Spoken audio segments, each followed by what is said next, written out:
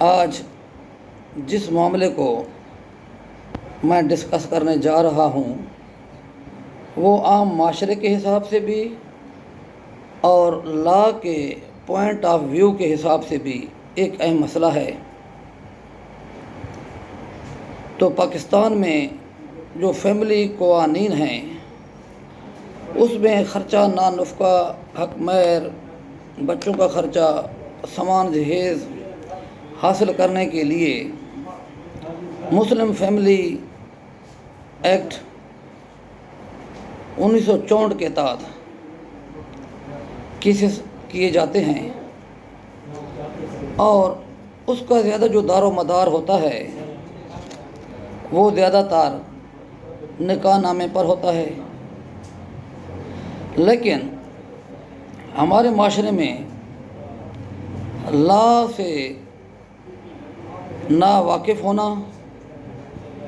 اور نکاح رجسٹرار کا زیادہ پڑھا لکھا نہ ہونے کی وجہ سے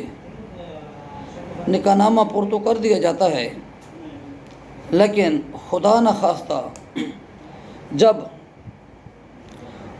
اس فیملی کے اندر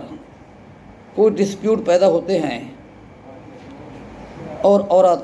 اپنا حق حاصل کرنے کے لیے جاتی ہے تو وہاں کورٹس میں جو لا کی مجبوریاں ہیں وہاں اس کے لیے بڑی پریشانی اور مایوسی بنتی ہے۔ تو یہ چیز جو میں ڈسکس کر رہا ہوں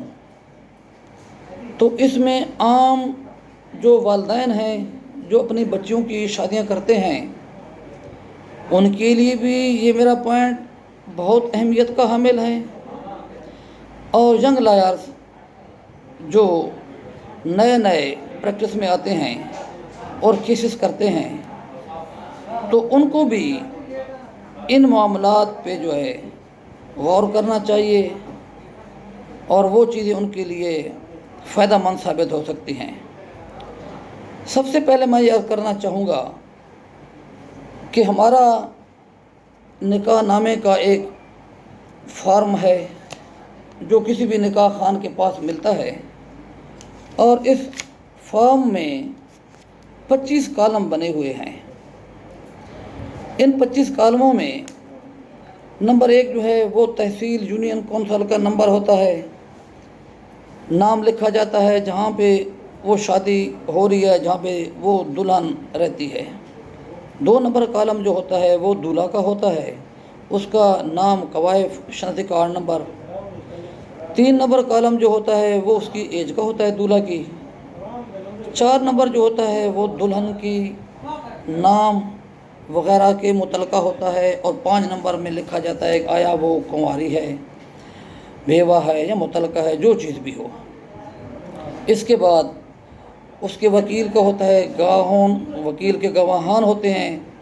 شادی کے گواہان لکھے جاتے ہیں، اور اس میں کوشش کرنی چاہیے کہ شادی کے جو گواہان ہیں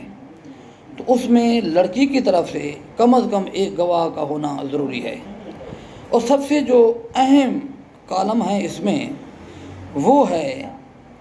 13، 14، 15، 16 اور 17 نمبر۔ 13 نمبر کالم جو ہے اس میں حق مہر لکھا جاتا ہے۔ تو اس میں ہمارے جو نکاح خوان بعد ہوتے ہیں ان کو یہ بھی نہیں پتہ ہوتا کہ نکاح حق مہر کی کتنی اقسام ہیں، تو وہ لکھتے ہیں کہ ہم شرعی نکاح میں جو ہے شرعی حق مہر لکھ رہے ہیں 5,000، 2,000، 3,000۔ اگر ان کو کہا جائے کہ زیادہ حق مہر لکھیں تو وہ کہتے ہیں کہ نہیں، یہ زیادہ حق مہر دولہا والے ادا نہیں کریں گے، یہ مسئلہ بن جائے گا۔ تو ایسی بات نہیں ہے۔ حق مہر کی 3 اقسام ہیں، معجل، غیر معجل، اور ایک حق مہر ہو گیا عند الطلب۔ معجل وہ ہوتا ہے جو موقع پہ لڑکی کو ادا کر دیا جاتا ہے۔ غیر معجل وہ ہوتا ہے، محمدن لا میں بھی اس کی تعریف دی گئی ہے کہ ایسا حق مہر جو شادی کے ٹوٹنے پر،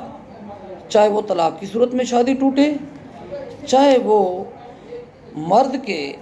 فوتیدگی کی صورت میں وہ شادی ختم ہو، وہ حق مہر اس کو ادا کیا جاتا ہے۔ تیسرا حق مہر ہے عند الطلب، یعنی کہ مرد کی زندگی میں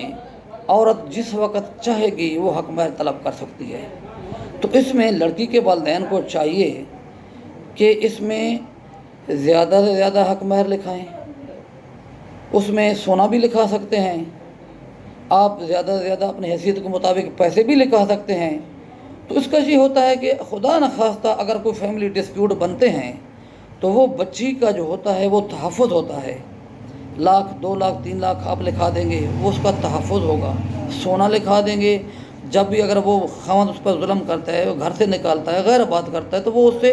کم از کم اتنا اس کو ملنا چاہیے، کچھ اس کا ازالہ ہو سکے۔ پھر جو مکان ہو، کوئی چیز ہبہ کر کے دی جائے لڑکی کو، کالم نمبر 16 میں اس کو لکھنا چاہیے۔ ہاں، اگر آپ کی فیوچر کے متعلق، مستقبل کے متعلق کوئی شرائط ہیں کہ اس کو مکان دیا جائے گا، فلاں مکان اس کا ہوگا، فلاں کمرہ اس کا ہوگا، 17 نمبر میں اس کو آپ لکھ سکتے ہیں، اور کوئی اور چیز بھی شرط بھی لکھ سکتے ہیں۔ اگر آپ وہ چیز لکھیں گے تو کل اگر وہ بچی دعویٰ کرتی ہے تو وہ لینے کی وہ حقدار ہے۔ ہم کیا کرتے ہیں کہ مولوی صاحبان وہ رٹی رٹائی باتیں لکھ دیتے ہیں کہ یہ دوسری شادی کرے گا، طلاق دے گا، 5 لاکھ دے گا، لاکھ دے گا۔ تو سپریم کورٹ نے اس کو غیر شرعی قرار دیا ہے، اور قانون کے مطابق بھی وہ شرط غیر شرعی ہے۔ آپ اس کالم میں جتنا بھی لکھا دیں وہ کسی کو بھی نہیں ملتا، نہ وہ بچی کو ملنے والا ہے۔ تو اس لیے جو 17 نمبر کالم ہے، پہلے اس کے متعلق تھا کہ سول کورٹ میں یہ دعویٰ دائر ہوگا، لیکن اب اس میں جو ہے سپریم کورٹ، ہائی کورٹ نے چینجنگ کر دی ہے کہ اس کا اختیار بھی جو ہے وہ فیملی کورٹ کے ہے۔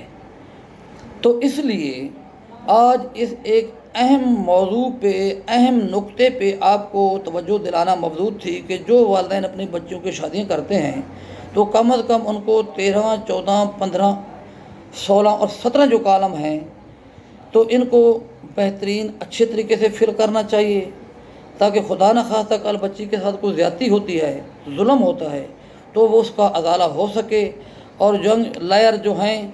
وہ بھی اس چیز کو دیکھیں، اور اس پہ کئی اتھارٹیز بھی آ چکی ہیں، تو لہذا اگر وہ چیز فل ہوگی تو ان کا جو کیس ہوگا وہ بھی مضبوط ہوگا۔ باقی جا کے بات خرچہ نان نفقہ کی، اگر خامد نے حق مہر ادا نہیں کیا تو عورت آباد ہے یا غیر آباد ہے، وہ کلیم کر سکتی ہے کہ اس کو خرچہ نان نفقہ دیا جائے، عدالت دلوانے کی پابند ہے۔ عورت حق مہر وصول کر چکی ہے، آپ خرچہ جو ہے اس دعویٰ کرتے ہیں کہ آپ کو نان نفقہ دیا جائے، تو عدالت یہ کہتی ہے چونکہ وہ حق مہر لے چکی ہے تو آباد ہوگی تو خرچہ لے گی۔ تو آپ اگر اس کو حق مہر موقع پہ لینا چاہتے ہیں لکھوا دیں، 4,000 5,000 روپے موقع پہ دیا گیا، کالم نمبر جو ہے 14 میں، وہ 13 میں آپ مکمل حق مہر لکھا دیں۔ جو حق مہر لکھا دیں کہ شادی کے موقع پر 15 نمبر میں ہے تو وہ اس میں لکھا دیں کہ اتنا دیا گیا۔ معجل غیر معجل حق مہر وہ 14 نمبر کالم ہے، اس میں لکھا دیں۔ تو اس لیے اس طریقے سے اس بچی کے جو ہے فیوچر جو ہے وہ محفوظ ہو جائے گا۔ اور ان چیزوں کو بنیادی چیزیں ہیں، ان چیزوں کا خیال رکھنا چاہیے۔ مولانا صاحبان، جو مولوی صاحبان جو نکاح رجسٹر کرتے ہیں، ان کو بھی اس چیز پر کلیئر کرنا چاہیے، بتانا چاہیے کہ حق مہر جو ہے وہ زیادہ بھی لکھا جا سکتا ہے، اور یہ بچی کے لیے، ان کے والدین کے لیے جو ہے مستقبل میں ایسی چیزیں لکھی گئیں تو وہ تحفظ ہوتی ہیں، ان کے لیے پھر وہ پریشانی نہیں بنے گی۔